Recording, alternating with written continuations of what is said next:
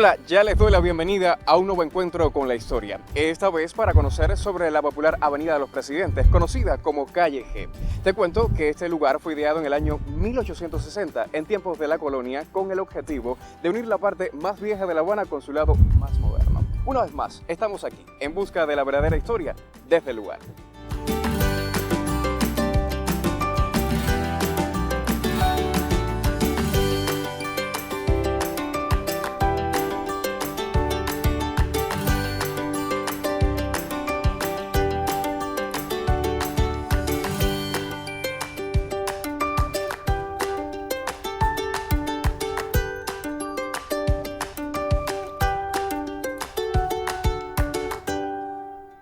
Y continúa en la explanada de Calle G y Malecón. Ya se encuentra con nosotros el profesor Rubén Hernández, quien ha accedido gustoso a nuestra invitación. Profe, bienvenido desde el lugar. Mucho gusto, para mí también es un mérito estar con ustedes y hacer este recorrido por la Avenida de los Presidentes.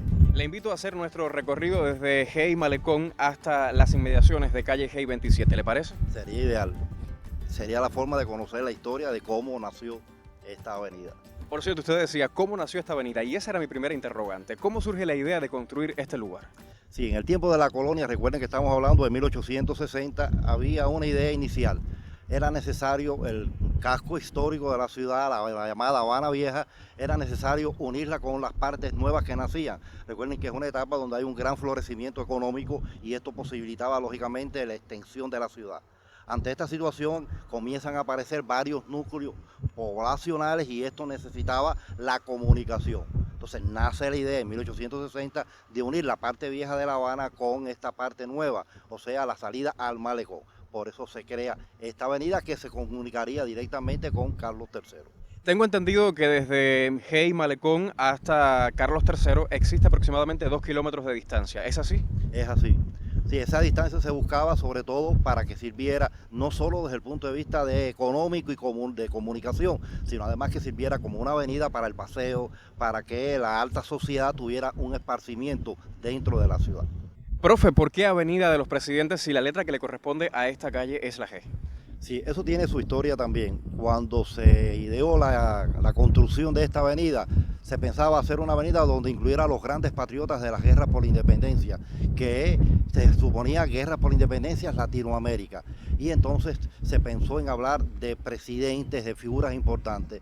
Y entonces incluso la primera estatua tiene que ver directamente con este presidente. Profe, observando la bandera que se encuentra en este lugar, le pregunto, ¿el asta de la misma siempre estuvo aquí? No, realmente no fue así. Aquí en esta explanada estaba un monumento que se le erigió a una gran figura de la historia de Cuba, conocido como el general de las tres guerras, Calixto García Íñiguez. Y en esta explanada se encontraba ese monumento y sobre todo una estatua que era simbólica en esta área. ¿Qué ocurría? Teniendo en cuenta la cercanía al Malecón, las inclemencias del tiempo y sobre todo el azote posible de ciclones a nuestro país, se deterioraba muy rápido la estatua hecha de metal, de bronce, y entonces se decidió retirar esa estatua de este lugar y en su lugar elegir toda la parte esta del asta de la bandera y el simbólico, como algo simbólico a una avenida que se le denominaría a partir de 1921 la Avenida de los Presidentes.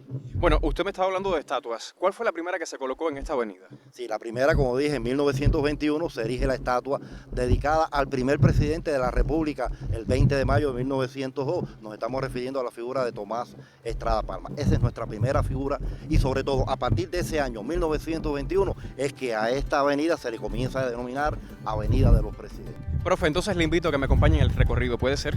Sí, muy interesante y así conocemos las características del lugar y por qué se construyó esta avenida. Vamos allá entonces.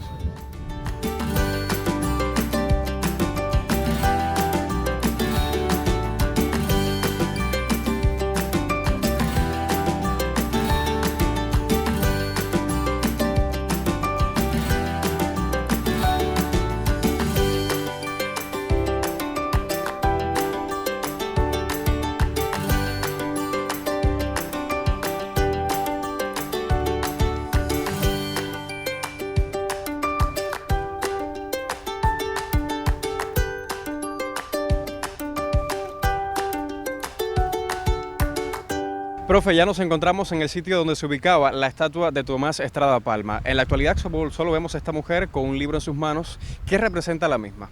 Sí, realmente es un símbolo de la primera construcción. Recuerda que habíamos dicho que en 1921 se erige este monumento y esta estatua donde estaba Tomás Estrada Palma. Tomás Estrada Palma fue el primer presidente electo en 1901, quiere decir fue nuestro primer presidente en el reinicio de la República Neocolonial. Por lo tanto, Tomás Estrada Palma era una figura emblemática. Si vamos a hablar un poco de él, tenemos que ver características muy importantes. Recuerden que él fue combatiente en las 3 guerras por independencia. En la guerra del 68, en la Asamblea de Guaymaro, fue electo representante cubano, incluso miembro de la Cámara. Ocupó cargos importantes en la Cámara y después electo representante cubano en el exterior en los Estados Unidos. O sea, se convirtió en el embajador cubano de nuestra guerra por independencia en los Estados Unidos. Llegó incluso a convertirse en ciudadano norteamericano por más de 30 años. O sea, que convive en todo el periodo de la guerra como figura emblemática del gobierno cubano en los Estados Unidos. Claro, esto le posibilita entrar en contacto con banqueros norteamericanos, con funcionarios y un poco endeudar la República ante que ésta naciera. Y esto lo llevó, lógicamente, a cuando se inicia la ocupación militar, Tomás Estrada Palma regrese a nuestro país para participar en las elecciones de 1901. Y con todo el abarque político que tenía, era el candidato favorito. Al retirarse los personajes que apoyaban a Bartolomé Mazó, que era el otro candidato opositor, Tomás Estrada Palma sale presidente. Él no es el primer presidente electo, un veterano que llegó a ocupar cargos importantes en el gobierno, pero además, desde el punto de vista militar, se le otorgó el grado de mayor general del Ejército Libertador. Por lo tanto, es una figura emblemática que tuvo sus características. Ahora, me preguntabas algo importante. Cuando nos referimos a esa mujer, la mujer representa la libertad. O sea, es un símbolo de la libertad.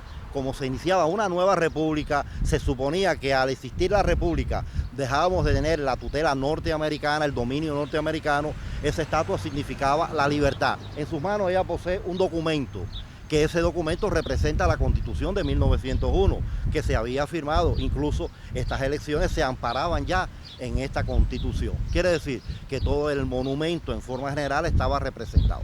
Ahora, pero si te darás cuenta, no existe la estatua actualmente de Estrada Palma. Esto fue una decisión al triunfo de la revolución, incluso por voluntad propia del pueblo, de cómo Estrada Palma en el tiempo que vivió en su gobierno llevó a la práctica la enmienda Platt, incluso se le conoce como el padre cubano de la enmienda Platt.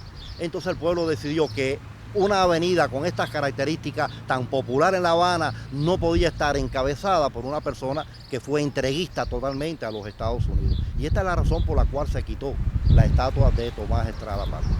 Gracias por su explicación, profe. Nos queda todavía casi 2 kilómetros por recorrer, así que le invito a continuar. ¿Sí?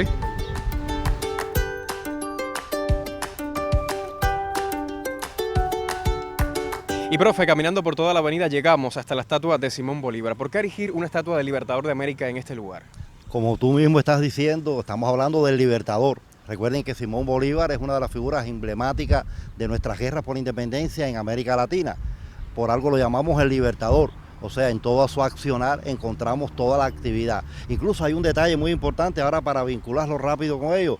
En Cuba se descubre en 1823 una conspiración, ubiquémonos a la fecha, 1823, en plena guerra por la independencia. ¿Cómo se llamaba esa conspiración? Soles y rayos de Bolívar. Quiere decir que la presencia de Bolívar está muy vinculada a la historia de Cuba. Y todo esto es un motivo para que en este lugar tan glorioso también exista una estatua dedicada a ese gran hombre. En el caso de la estatua, ¿qué características presenta? ¿Por qué el caballo se encuentra en esa posición y también el Libertador? ¿Pudiera explicarnos? Sí, primero tenemos que observar que está en reparación el monumento, o sea, todo eso va recubierto de mármol negro y esto le da una vista más emblemática al hecho. La estatua de Bolívar fue donada en 1999 y establecida aquí y fue una donación del gobierno venezolano. Es una réplica de la que existe en Caracas actualmente, incluso tiene un vínculo histórico también con la historia de Cuba. Martí en su peregrinar por América en los años 70, 1870, llega a Caracas y antes de quitarse el polvo, Martí llega a la estatua de Simón Bolívar para ver a aquel gran hombre, el gran libertador. Así es, nosotros, bueno, no hemos llegado con tanto polvo como el que llegó el apóstol, pero sí hemos venido a reverenciar la historia y el Libertador de América. Sí, creo que eso es muy importante y sobre todo, si observan la estatua, tiene un símbolo, porque está en un caballo que representa la libertad. pero un caballo que en condiciones arquitectónicas, el caballo cuando está en posiciones de combate, representa que esa personalidad ha muerto en un combate. Sin embargo, en el caso de Bolívar no es así. Bolívar murió enfermo en 1830. Sin embargo, el caballo está en posición de combate porque está representando al gran libertador, el gran hombre de las luchas por la independencia en América Latina. Profe, estoy observando que a un lado de la estatua se encuentra una tarja con un fragmento de la Carta de Jamaica. ¿Qué es exactamente la Carta de Jamaica y por qué escoger ese fragmento para ubicarlo en este lugar? En el peregrinar que tuvo Bolívar por América, en el 6 de septiembre de 1815, está en Jamaica y allí escribe este gran documento que se conoce así en la historia como la Carta de Jamaica. Ahora, esta Carta de Jamaica, ¿cuál es el contenido fundamental? Incluso el fragmento que allí se pone. Él habla de la grandeza de América Latina, incluso de un término muy importante que en la actualidad tiene una fuerza grande, que es la integración latinoamericana. Él habla de América toda. Incluso dice que la América toda hay que verla no por su extensión, no por su riqueza, sino por la gloria, por la libertad que debe representar todo este gran continente. Entonces, la Carta de Jamaica simboliza algo muy grande dentro de lo que es este lugar. Sin lugar a dudas, un documento muy importante para la historia de América Latina. Le invito entonces a seguir el recorrido por toda la Avenida de los Presidentes. Profe, y otra de las estatuas que rinde homenaje a la Avenida de los Presidentes es esta, a la figura de Eloy Alfaro. ¿Qué puede contarnos sobre este héroe? Eloy Alfaro es otra de las grandes figuras prestigiosas de nuestra América, presidente de Ecuador en 2 ocasiones, finales del siglo XIX, principios del siglo XX. Una figura emblemática desde el punto de vista de la justicia, la igualdad y sobre todo el concepto que tenía de la paz, que era muy grande. Hay 2 curiosidades en él y una de ellas es que fue gran amigo de Martí en todo su peregrinar. Martí también hablaba mucho de Eloy Alfaro por estas características que te he comentado. Pero además hay algo muy curioso. Una de las grandes cualidades de este hombre era la independencia de toda América. Y él le escribe una carta a la regente española María Cristina, donde le pedía encarecidamente que concediera la independencia a la isla de Cuba, o sea, que él pensaba también en la independencia de Cuba. Creo que son méritos que hay que destacar de esta figura y son méritos que le corresponden para estar en esta avenida de La Habana. Así es, profe. Tengo entendido también de que a uno de sus costados hay una tarja que también tiene unas palabras sobre esta figura. Cuéntanos sobre ello. Sí, sobre todo es el pensamiento de esto que estamos hablando. Se caracteriza por un hombre de mucha justicia social. En sus 2 mandatos de presidente se destaca por la defensa al indio, por la defensa a la igualdad y sobre todo a la unidad latinoamericana. O sea, que en ese documento se refleja este pensamiento de Eloy Alfaro. Bueno, antes de continuar con nuestro recorrido por toda la Avenida de los Presidentes, ¿algo más que quiera aportar sobre la figura de Eloy Alfaro? No tanto, sino la estatua. Si observamos el monumento, fue construido y establecido aquí en este lugar en el 2006. ¿Por qué se establece a Eloy Alfaro y qué representa ese monumento dedicado a su figura? Si observamos bien, tiene un machete en un lado, al lado izquierdo, al lado derecho de su mano, que representa la rebeldía, la posición de este hombre por la independencia de toda América. Pero además, si observa, está saliendo de la tierra, o sea, se ve como algo que está relacionado. ¿Qué representa esa salida de Alfaro en esa posición? El volcán de Ecuador, el Pichincha, o sea, la explosión del volcán trae con él a una de las grandes figuras de América. Por eso es como algo que va saliendo del cráter de ese volcán. O sea, es una estatua y un monumento que representa todo un paisaje latinoamericano y sobre todo algo muy característico de América, la lucha por la independencia. Así es, sin duda es un gran significado, sobre todo para la historia de nuestra América Latina. ¿Seguimos nuestro recorrido? Vamos a seguir.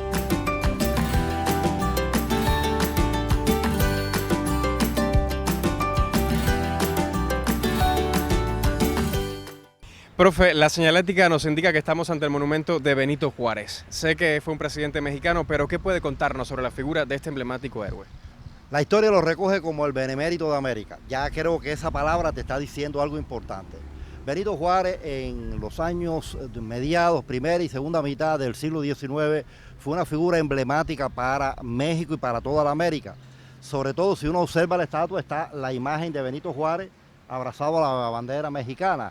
Y todo esto nos determina algo importante, que estamos en presencia de una gran personalidad desde el punto de vista histórico.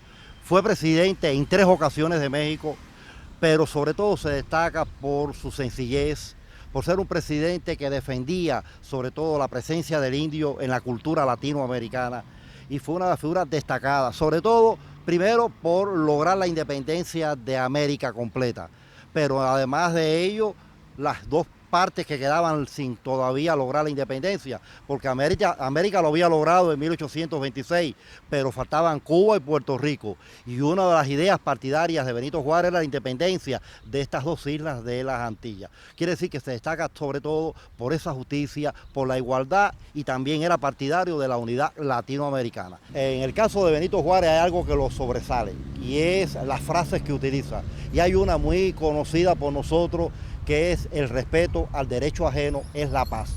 Y esto tiene una actualidad muy vigente. O sea, para Benito Juárez la paz significaba el centro, diríamos nosotros, universal de toda su accionar. Así es, en el caso de la estatua, ¿qué características le llaman la atención?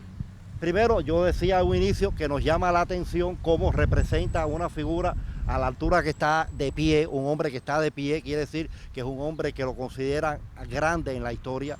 Siempre las figuras en una estatua parada significan grandes personalidades históricas, pero además el hecho de estar amarrado a su bandera, abrazado a su bandera, nos está representando el amor que él siente hacia la patria. O sea, un concepto muy profundo en Benito Juárez es el amor a la patria y sobre todo una patria india, porque él defendía por su propio origen a todo lo que era la presencia aborigen india dentro de la sociedad. También es una estatua que nos representa, observen, una corona. Recuerden que todo esto tiene que ver con la presencia francesa en México cuando se produce el establecimiento del imperio francés dentro del propio México, la lucha del pueblo mexicano defendiendo sus intereses contra la presencia francesa en su país. O sea, que a Benito Juárez le tocó una etapa de luchas independentistas, a pesar de que ya América era independiente, pero tuvo que enfrentarse a la dominación francesa en esta segunda versión. Sin duda es una gran figura de la historia de América Latina. Seguiremos nuestro recorrido por toda la Avenida de los Presidentes, ¿le parece?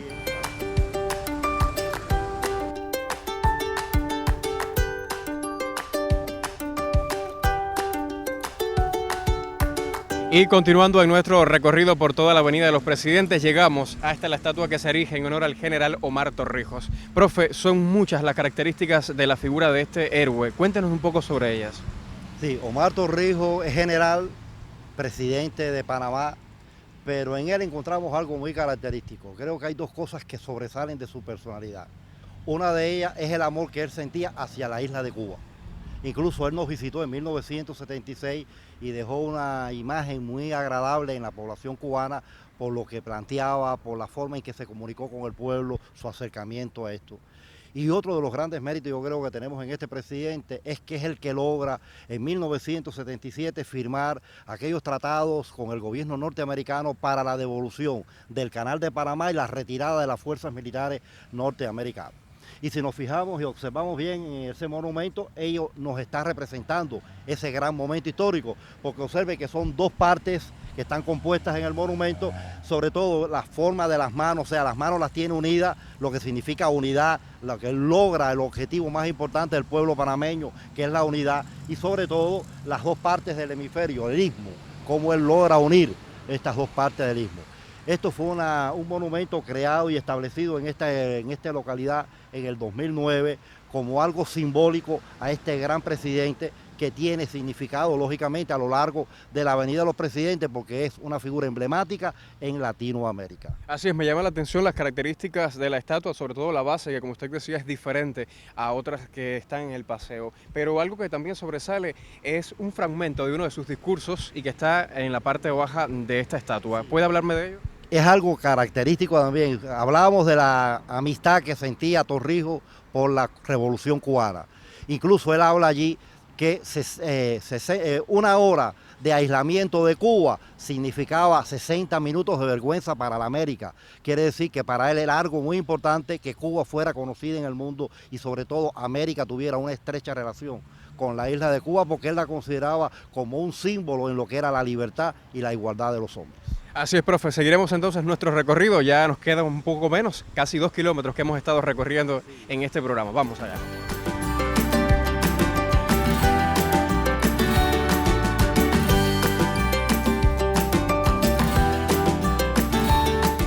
Y otro de los monumentos que se erigen en toda la Avenida de los Presidentes es esta que rinde tributo a Salvador Allende. Profe, ¿de qué país fue presidente Allende y qué pudiera contarnos sobre la figura de esta personalidad?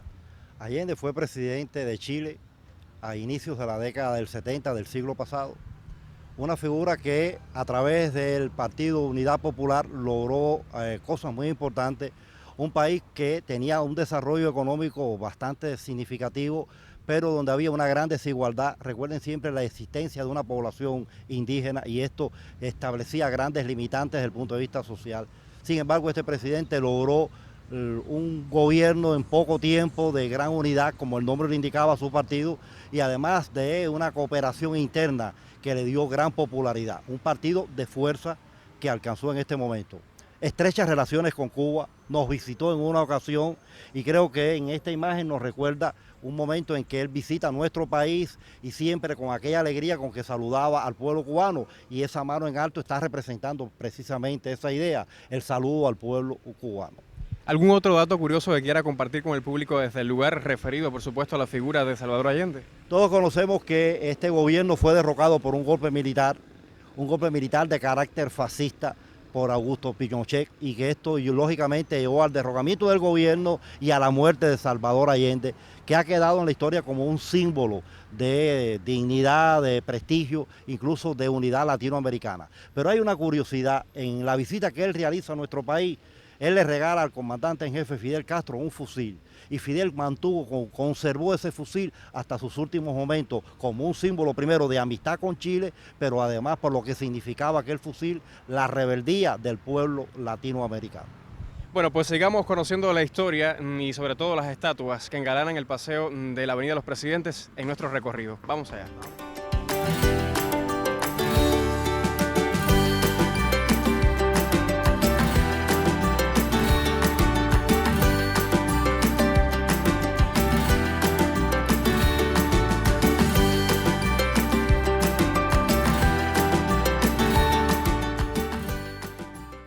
Profe, ya nos encontramos en el obelisco que rinde tributo al presidente José Miguel Gómez. ¿Qué puede contarnos sobre este lugar y también sobre la historia de este cubano?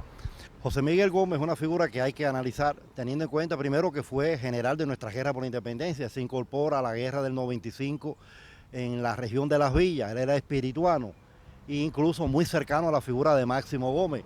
Una vez le preguntaron a Máximo Gómez que quiénes eran los que él consideraba sus dos grandes soldados. Él dijo: bueno, aquí en Las Villas yo tengo dos brazos. El derecho se llama Gerardo Machado y el izquierdo se llama José Miguel Gómez. O sea que fueron dos grandes personalidades, ambos presidentes después de la República Neocolonial, pero fueron combatientes de nuestra guerra por la independencia.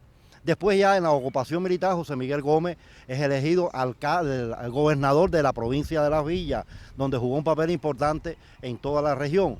Y ya después, en 1909, es electo presidente de la República, es el segundo presidente de la República mediatizada.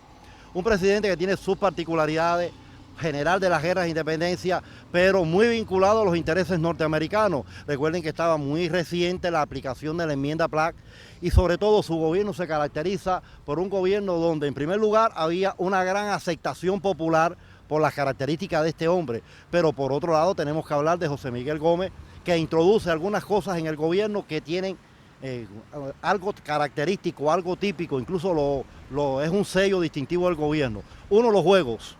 Él decía que para entretener al pueblo, para ante su miseria y resolver algunos problemas, no había cosa mejor que el juego. Y es uno de los presidentes que introduce el juego y lo legaliza en nuestro país. Pero además, ¿dónde más se destaca José Miguel Gómez? ¿Qué es lo que le quita el prestigio que él traía de la guerra de independencia? Los negocios turbios en que él se ve envuelto con compañías extranjeras, sobre todo norteamericanas. Que de estos negocios siempre el gobierno tenía su mejor ganancia. Cómo lo tildaba el pueblo, cómo lo llamaba el pueblo a partir de toda esta corrupción que manifestó a lo largo de su presidencia. El tiburón se baña, pero salpica. Quiere decir, como parte del Partido Liberal, era una figura que robaba, pero no solo robaba para su beneficio propio, sino que entre sus compinches, sus amigos, él repartía parte de ese dinero robado. O sea que es un presidente que tiene estas particularidades. Por eso cuando el 1936, específicamente el 18 de diciembre, queda inaugurado este monumento a José Miguel Gómez, coincide en una fecha histórica. ¿Quién gobernaba Cuba en aquel momento histórico? Estoy hablando 18 de diciembre de 1936, su hijo Miguel Mariano Gómez, que una de las particularidades que tuvo este gobierno y en el poco tiempo que duró fue precisamente la construcción de este gran monumento. Como ustedes observan, es un monumento que tiene todas sus particularidades. En lo alto está la figura de José Miguel Gómez, tiene 6 estatuas alrededor que representan las 6 provincias de aquel momento, pero además, si observamos el monumento, observamos algunas esculturas a lo largo que representan el tiempo, la paz, la libertad, la igualdad, o sea, símbolos propios de una república. Por lo tanto, es un obelisco que tiene todas estas particularidades, un gobierno que representó la parte más popular de la población cubana, pero sus vínculos a Estados Unidos hizo que no prendiera. Incluso para muchos historiadores, José Miguel Gómez es una figura que queda relegada a un segundo plano. Pero fue nuestro segundo presidente en la República mediatizada y por lo tanto es una figura que debemos recordar porque fue patriota de nuestra guerra por la independencia. Así es, profe. Llegamos ya al final de nuestro recorrido, justamente acá, frente a este obelisco. Le agradezco entonces por haber accedido a nuestra invitación, siempre para acercarnos a la verdadera historia de nuestra patria y, por supuesto, de la región. El gusto ha sido mío, realmente ha sido un recorrido bastante extenso, pero muy rico en hechos y sobre todo que uno gana la experiencia y conoce un poquito más de nuestra historia. Así es, siempre hay espacio para conocer sobre la historia de nuestro país y también del mundo.